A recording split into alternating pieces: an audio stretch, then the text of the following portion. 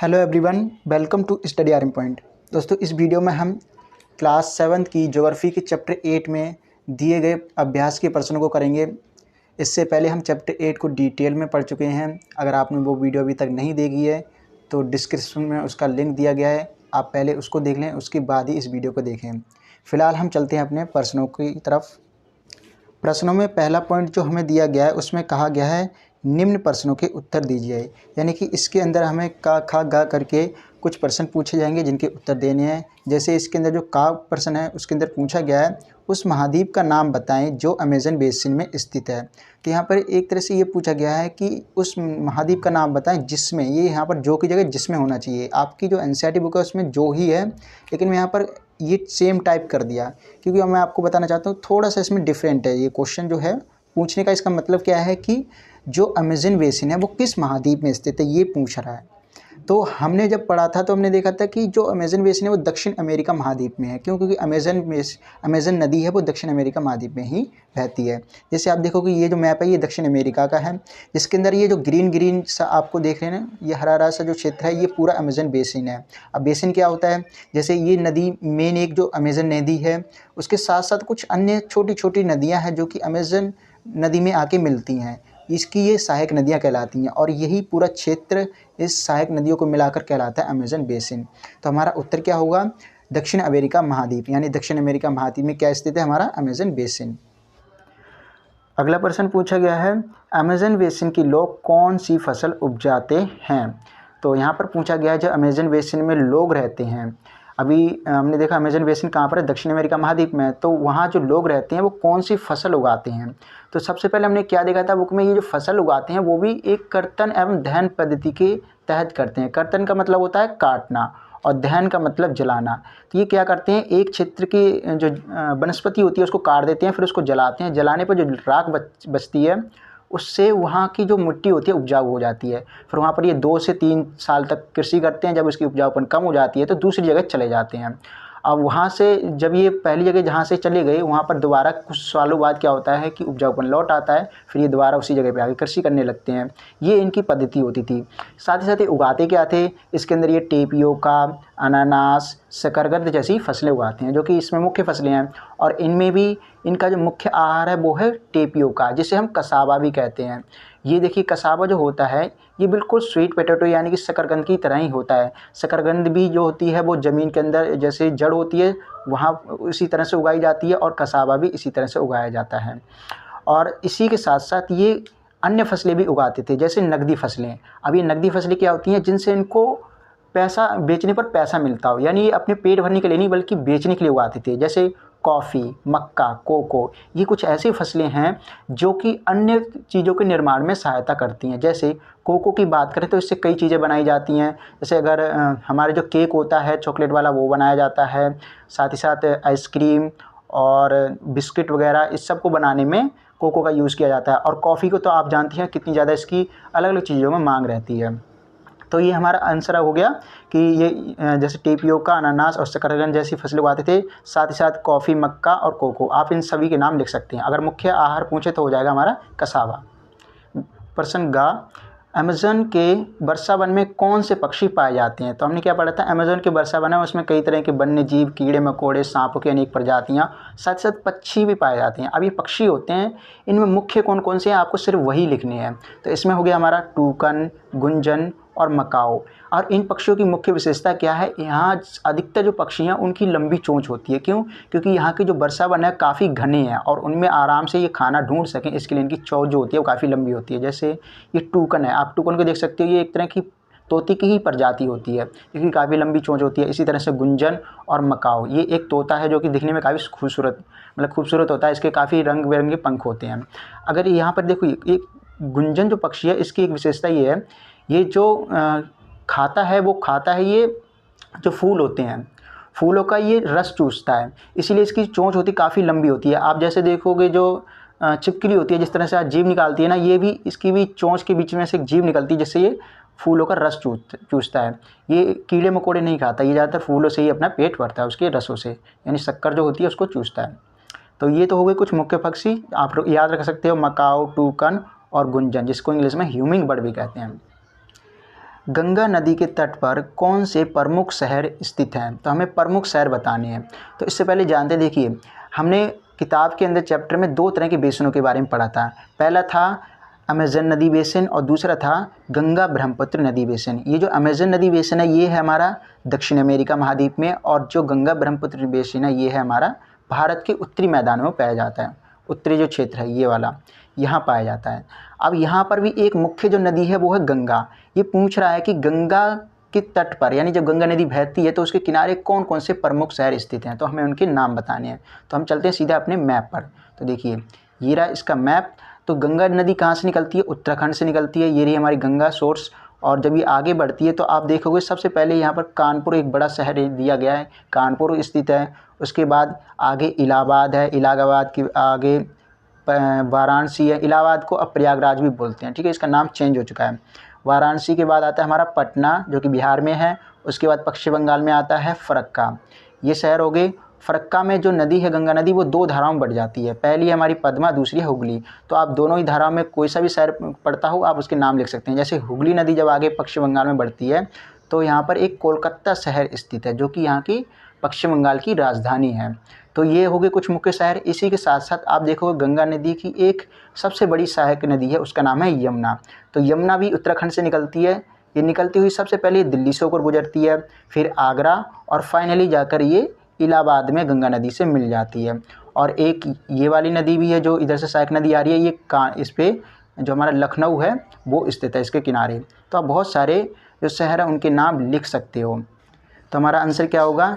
इलाहाबाद, लखनऊ, कानपुर, वाराणसी, पटना, कोलकाता, और इसी साथ आप दिल्ली भी लिख सकते हो, इलाहाबाद और आगरा भी लिख सकते हो। इस तरह के बहुत सारे शहर हैं जिनके नाम लिख सकते हो। ये उनमें से मैंने कुछ शहरों के नाम यहाँ पर लिख दिए हैं आपके लिए। अब प्रश्न है, एक सींग वाले गैंडे कहाँ पाए जाते हैं? तो देखिए एक सींग वाले गैंडे ब्रह्मपुत्र के मैदानों में पाए जाते हैं जो कि असम क्षेत्र में पड़ता है। ये असम क्षेत्र में ही एक राष्ट्रीय उद्यान है जिसे नेशनल पार्क भी कहते हैं, वो है काजीरंगा राष्ट्रीय उद्यान यानी काजीरंगा नेशनल पार्क। यह एक ऐसा पार्क है जो कि एक सींग वाले गैंडे के लिए ही जाना जाता है। एक रिपोर्ट के मुताबिक एक सींग वाले गैंडे की कुल आबादी का लगभग 60% से अधिक यहीं पर है, यानी 60% से अधिक यहीं पर एक सींग वाले गैंडे पाए जाते हैं।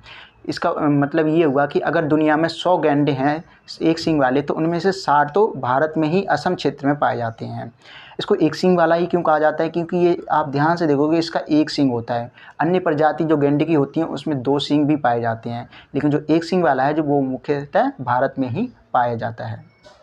अब यहाँ से हमारा दूसरा पॉइंट शुरू हो जाता है जिसके अंदर हमें क्या करना है? सही उत्तर चिन्हित करना है। यानी हमें प्रश्न के कुछ ऑप्शन दिए गए हैं, उसमें से सही कौन सा है हमें वो चुनना है। तो इसमें कहा है टूकन क्या है? पूछा गया है टूकन क्या है? एक पक्षी है या पशु है या फसलें हैं? तो देखिए यहाँ पर फसलें तो है नहीं। अभी हमने टूकन के बारे में देखा था, क्या था वो? एक पक्षी था जिसकी काफ़ी लंबी चोंच भी होती है। तो हमारा आंसर क्या होगा? 1 यानी पक्षी। दूसरा है मेनियो कहाँ का प्रमुख भोजन है? तो हमने पहले क्वेश्चन में ही देखा था मेनियो भोजन वाले में कि कौन कौन सी फसल उपजाते हैं। तो मेनियो के बारे में ही पढ़ा था ना, जैसे कसावा भी कहते हैं। तो वो हमारा अमेज़न बेसिन के लोग जो हैं उनका मुख्य भोजन है ये। कोलकाता किस नदी पर स्थित है? तो देखिए हमने क्या देखा था, कोलकाता क्या है? पश्चिम बंगाल की राजधानी है। तो ये रहा हमारा पश्चिम बंगाल जो कि हमारा भारत का एक राज्य है। इस पश्चिम बंगाल में आप देखोगे तो इसकी राजधानी है हमारी कोलकाता। और कोलकाता क्या है? इस हुगली नदी के तट पर स्थित है। अब देखिए हुगली नदी भी क्या है? एक गंगा नदी की ही धारा है। जब ये गंगा नदी फरक्का में पहुंचती है जो कि कलकत्ता में ही स्थित है, तो ये 2 धाराओं में बढ़ जाती है, एक हुगली और दूसरी पद्मा। तो इसी हुगली नदी के किनारे हमारा स्थित है कोलकाता। तो ये रही हमारी हुगली नदी, इसको टिक कर देंगे। फिर है देवदार एवं फर किसके उदाहरण हैं? शंकुधारी वृक्ष के, पर्णपाती के या शुभ के? तो शुभ तो पता नहीं क्या है ये, इसके तो हो ही नहीं सकते।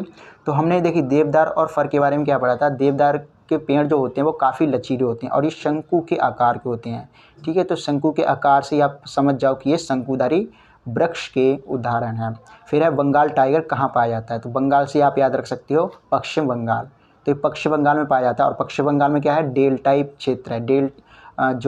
डेल्टा जो बनता है सबसे बड़ा वो यहीं पर बनता है, ठीक है। तो ये जो डेल्टा है इसी में ये जो वन है उन्हीं वनों में ये बंगाल टाइगर पाया जाता है जो कि पश्चिम बंगाल में स्थित है। तो हमारा आंसर क्या हो जाएगा? ये वाला, ये हो जाएगा डेल्टा का, और यहाँ पर आ गया शंकुधारी वन और यहाँ पर हुगली नदी।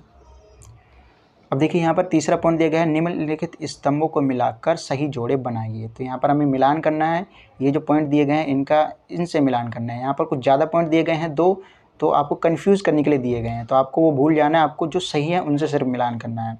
तो सूती कपड़े जो हैं हमारे वो वाराणसी से संबंधित है। कैसे? तो देखिए वाराणसी क्या हमारा गंगा बेसिन में पड़ता है, और गंगा बेसिन में हमने क्या देखा था, लोग रेशम कीट का पालन करते हैं, किस लिए? रेशम प्राप्त करने के लिए। और जो रेशम होता है उसी का जो धागा होता है उसी को सूत कहते हैं, और उससे जब कपड़ा बनाया जाता है उसी को सूती कपड़े कहते हैं। फिर मलोका, जो मलोका है वो हमने देखा था जो अमेज़न बेसिन के लोग हैं वो घरों में रहते थे। कैसे घरों में? जो कि मधुमक्खी के छत्ते की तरह होते थे, उन्हीं को हम क्या कहते हैं? ढालू छत वाले घर।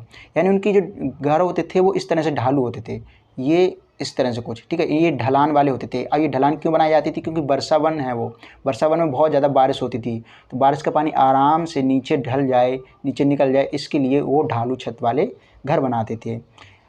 फिर आ गया हमारा पिराना। तो पिराना हमारी मछलियाँ हैं, तो ये पहले सूती कपड़े का हो गया हमारा वाराणसी, दूसरा मलोका का हो गया ढालू छत। पिराना मछली कहाँ गई? ये रही मत्स्य। मत्स्य का मतलब मछली होता है। रेशम कीट पालन क्या कहलाता है? रेशम कीट जो होता है रेशम कीट पालन कहलाता है, ये हो गया। फिर काजीरंगा क्या है? एक नेशनल पार्क है, तो नेशनल पार्क जो है वो असम में स्थित है।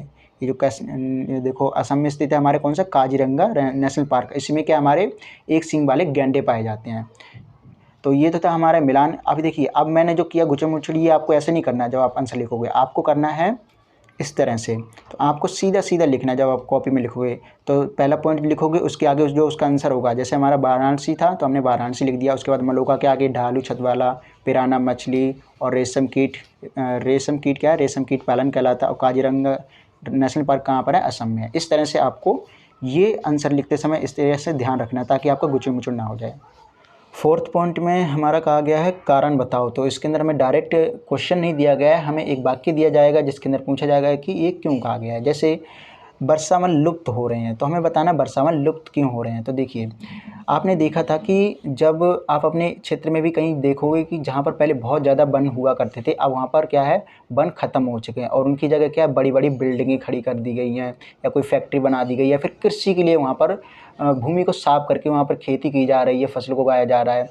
तो यहाँ पर कहीं ना कहीं वनों का विनाश हो रहा है। तो बहुत सारे इसके कारण हो सकते हैं, तो आप अपनी तरफ से ही बना के लिख सकते हैं जो आपने देखा। साथ ही साथ मैंने जो लिखा आप उसमें से भी कुछ पॉइंट उठा सकते हैं। जैसे वर्षावन लुप्त हो रहे हैं क्योंकि, तो आपका लिखने का तरीका यही होगा, आप बताओगे क्योंकि, ये पॉइंट जरूर डालोगे।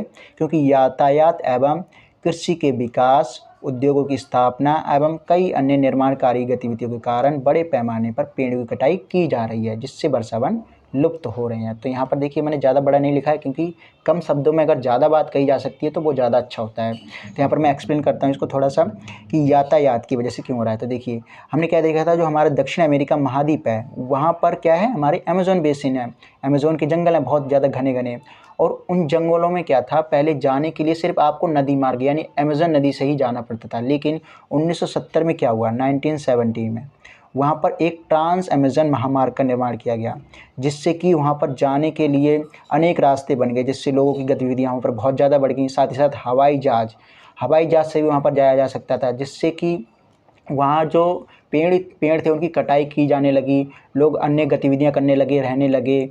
बहुत सारे कारण हैं जिसकी वजह से पेड़ों को काटा जाने लगा। जैसे आप इस चित्र में देखोगे कि यहाँ पर पहले ये क्षेत्र पूरा का पूरा क्या है? जंगलों से भरा हुआ था, जंगलों जो पेड़ हैं उनसे भरा हुआ था। लेकिन धीरे धीरे आप देख रहे हो कि यहाँ पर पेड़ों को काट कर पूरा का पूरा मैदान साफ कर दिया गया है। तो यहाँ पर कहीं ना कहीं पेड़ों की बहुत ज़्यादा विनाश किया जा रहा है। साथ ही साथ कृषि का विकास आ गया, उद्योगों की स्थापना, उद्योग मतलब जो फैक्ट्री वगैरह होती हैं उनकी स्थापना, और बाकी जो अन्य निर्माणकारी कार्य होते हैं उनको। अब अगर आपको देखिए सड़क भी बनानी है तो आपको सड़क बनाने के लिए उस क्षेत्र को काट कर, उस क्षेत्र के जितने भी पौधे हैं पेड़ हैं उनको काट कर वहाँ से सड़क बनानी है, तो आपको पक्का उनको काटना ही पड़ेगा, जिससे वनों का विनाश तो होगा ही होगा। तो ये सब कारण हो सकते हैं जिनकी वजह से हमारा जो वर्षावन है वो लुप्त हो रहे हैं। अब कहा गया है गंगा ब्रह्मपुत्र के मैदानों में धान की कृषि होती है। तो यहाँ पर ये देखिए गंगा ब्रह्मपुत्र क्या है? हमारा भारत में है, भारत के उत्तरी मैदान जो हैं वो गंगा ब्रह्मपुत्र बेसिन है। तो यहाँ पर पूछा गया सिर्फ धान की ही कृषि क्यों होती है, ये पूछा गया है। तो देखिए हमने क्या देखा था, जो गंगा ब्रह्मपुत्र बेसिन है वहाँ पर मुख्यतः जो नदी क्षेत्र है वहाँ पर पानी आसानी से उपलब्ध है। इस वजह से जो धान होता है उसको भी बहुत ज़्यादा पानी की जरूरत पड़ती है। जैसे आप चित्र में देखोगे ये पानी में ही इसको वो रोपाई कर रहे हैं, धान की रोपाई कर रहे हैं। ये दरअसल धान की पौध है, इसको पानी में ही लगाया जाता है, आप सूखे में गेहूँ की तरह नहीं लगा सकते हैं। इसी वजह से यहाँ पर धान की कृषि की जाती है। तो आप इसको इस तरह से लिख सकते हैं कि गंगा ब्रह्मपुत्र के मैदानों में धान की कृषि होती है, क्योंकि धान की कृषि के लिए पर्याप्त मात्रा में पानी की जरूरत होती है और गंगा ब्रह्मपुत्र बेसिन में पानी आसानी से उपलब्ध है, इसलिए गंगा ब्रह्मपुत्र के बेसिन में धान की कृषि की जाती है। ठीक है, इसके साथ साथ जो पानी तो है ही यहाँ पर, इसी के साथ साथ यहाँ की जो मिट्टी भी उपजाऊ है, जो कि एक फसल के लिए चाहिए, मिट्टी उपजाऊ है। यहाँ पर पर्याप्त मात्रा में ह्यूमस पाया जाता है। ठीक है, मिट्टी की गुणवत्ता है वो बहुत ज़्यादा अच्छी पाई जाती है। तो ये बहुत सारे कारण हैं और उनमें से एक कारण हमारा जो पानी वाला भी है कि यहाँ पर पानी आसानी से उपलब्ध हो जाता है। तो हमारा 5th पॉइंट क्या है, देखिए ये ना 5th पॉइंट है, इसको 5th कर लेना, मानचित्र कौशल। तो इसके अंदर देखिए हमने मानचित्र कौशल की बात करें तो पूरी बुक में हमने 2 तरह के ज़्यादातर मानचित्र देखे। एक हमने अमेज़न बेसिन के बारे में और एक गंगा ब्रह्मपुत्र बेसिन के बारे में। तो यहाँ पर क्या पूछा गया है कि भारतीय प्रायद्वीप की रेखा मानचित्र पर गंगा ब्रह्मपुत्र नदियों को उद्गम से मुहाने तक दर्शाएं, यानी कहाँ से वो निकलती हैं और कहाँ पर वो समुद्र में मिलती हैं, वहाँ से वहाँ तक उनको दर्शाए हैं। दोनों नदियों की महत्वपूर्ण सहायक नदियों को भी दर्शाएं, यानी जो नदियाँ होती हैं वो अपने आप में तो इतनी ज़्यादा बड़ी होती नहीं है, उनमें जब छोटी छोटी नदियाँ आके मिलती हैं, हमें उन नदियों को भी दर्शाना है वो कौन कौन सी सहायक नदियाँ हैं। तो जैसे अगर आप मानचित्र में, आपको क्या करना है, एक छोटा सा मानचित्र लेना है, 1-2 रुपये का मिल जाएगा आपको, उसके अंदर पेंसिल से भरना है। तो गंगा की सहायक नदियाँ मैंने लिख दी हैं, आप उनको मैप में देख सकते हैं, जो मैंने पीछे पढ़ाया उनमें भी ये दिया गया है। जैसे यमुना, चंबल, बेतवा, सोन, गंडक, कोसी, इस तरह की जो नदियाँ हैं वो हमारी गंगा की सहायक नदियाँ हैं। और फिर ब्रह्मपुत्र की आप कुछ मुख्य नदियाँ दर्शा सकते हैं, जैसे लोहित, मानस और तीस्ता। इसी तरह से यहाँ पर बताया गया है कि दक्षिण अमेरिका के राजनीतिक मानचित्र पर भूमध्य रेखा खींचें। भूमध्य रेखा हमने क्या देखी थी, जो हमारी पृथ्वी है उसके बीच से 0 डिग्री पर जो रेखा है उसे हम भूमध्य रेखा कहते हैं। तो हमें क्या करना है, दक्षिण अमेरिका में भी, दक्षिण अमेरिका से होकर गुजरती है, तो हमें वो खींचना है और फिर उन देशों को चिन्हित करें जहाँ से ये गुजरती है। तो देखिए मानचित्र मैंने यहाँ पर आपके लिए लगा दिया है। तो ये रहा हमारा 0 डिग्री, ये 0 डिग्री है। इस 0 डिग्री पे आप देखोगे ये रही हमारी भूमध्य रेखा। जब ये जाती है तो ये 3 देशों होकर गुजरती है। 3 देश कौन कौन से हैं, तो 1 मिनट, 3 देश हमारे हो गए। तो देखिए यहाँ पर ये इक्वेडोर हमारा, इक्वेडोर के बाद यहाँ आप देखोगे कि यहाँ पर ऊपर के देश ये कोलंबिया है, इसका छोटा सा भाग भी यहाँ से पड़ता है। देखिए ये हमारा कोलंबिया है, इस कोलंबिया से भी होकर गुजरती है जब ये सीरीज आती है। और फिर बड़ा सा जो देश है ये है हमारा ब्राज़ील। तो हमारे 3 जो दक्षिण अमेरिका में देश हैं उनसे होकर गुजरती है। तो आप लिख सकते हो इक्वेडोर, कोलंबिया और ब्राज़ील। तो आपको ये 3 देशों के नाम याद रखने हैं कि किन 3 देशों से होकर भूमध्य रेखा गुजरती है दक्षिण अमेरिका में। तो थैंक यू दोस्तों, अगर आपको वीडियो अच्छी लगी हो तो लाइक करें, अपने दोस्तों में शेयर करें और अगर चैनल पे नए हैं तो सब्सक्राइब करें ताकि आने वाली जो वीडियो है आप तक पहले पहुँचे। जय हिंद।